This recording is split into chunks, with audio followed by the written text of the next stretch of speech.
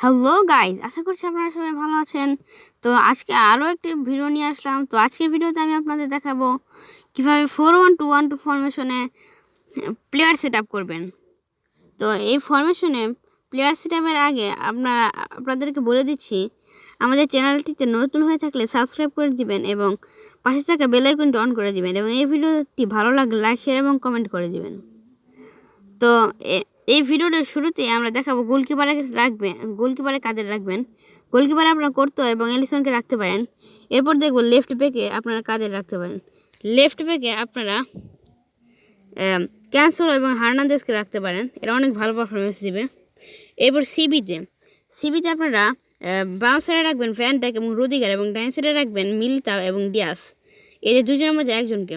তো ডাইন সাইডে ডিয়াস এবং বাম সাইডে ভ্যান ডাইক খুবই ভালো খেলবে, আর লেফট ব্যাকে ক্যান্সেলো ভালো। আর রাইট ব্যাকে আপনারা হাকিমি এবং আলেকজান্ডার আর্নল্ডের মধ্যে থেকে একজনকে রাখতে পারেন, তবে হাকিমি ভালো হবে, হাকিমের স্পিডটা বেশি আছে। এরপর আমরা দেখব সিএম এর রাইট সাইডে আপনারা কাদের রাখবেন। সিএম এর রাইট সাইডে আপনারা ভালভার্ডে মদ্রিচ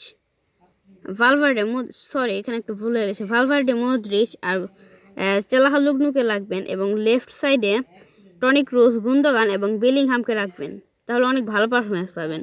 তো রাইট সাইডের মধ্যে আপনারা ভালভার্ডেকে রাখবেন এবং বাম সাইডে বেলিংহামকে রাখবেন, তাহলে বেশি ভালো পারফরমেন্স পাবেন। আর ডিফেন্সিভ মিডে আপনারা রদ্রিকে রাখবেন। আমি এখানে তিনজনকে দেখাচ্ছি, একজনকে রাখলেই হবে, তো রদ্রিকে রাখলে সবচেয়ে ভালো। এরপর এসএস বা অ্যাটাকিং মিডফিল্ডার, এখানে একজনকে রাখলেই হবে। এখানে মেসি রয়েছে, ডি ব্রুইন রয়েছে এবং গ্রিজম্যান রয়েছে।